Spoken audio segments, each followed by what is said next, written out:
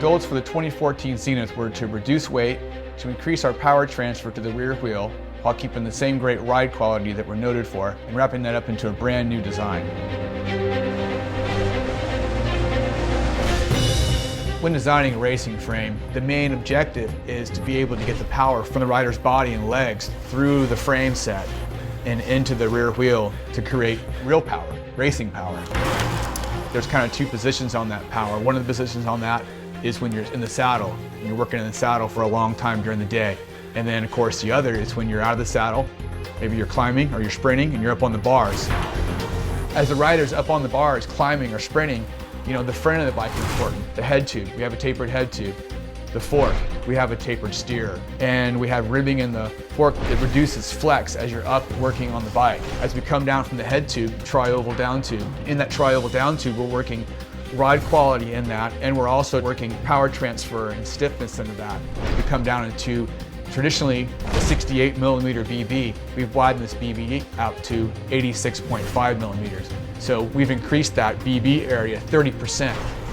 When the rider's in the saddle, then our power transfer comes down the seat post, the seat tube, and out the rear wheel. A lot of manufacturers are using a 27.2, a smaller seat post, to work some of the ride quality in. We didn't want to sacrifice power transfer for seat post ride quality.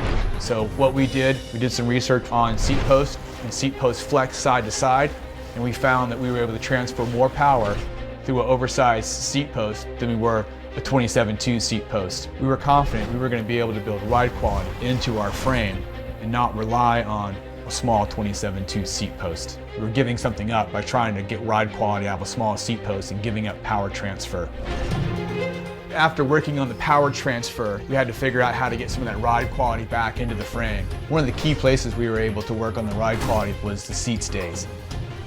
We now have a post-mount brake that we're able to move to the chain stays of the bike. That got the brake off of the seat stays. So we don't have to design the seat stays for braking forces. We can 100% design and tune the seat stays for ride quality. You can do light or you can do ride quality, but it's really hard to design both. We wanted to work both of those qualities into our new frame, and we were able to do that with a new process called near-net SPV. Near-net SPV allows us to mold from the inside out with a vacuum process that reduces weight, and also allows us to add in some M30, which is the ride quality that you're going to feel when you ride your bike. You're never going to see the inside of your frame, but you'll feel it every time you get in the saddle. Traditionally, our Xenith SL frame has been M40. M40 is a really light, brittle, can be a harsh and stiff riding material. We know from developing carbon frames that an M30, M40 mix of carbon has a great ride, but it's a little heavier.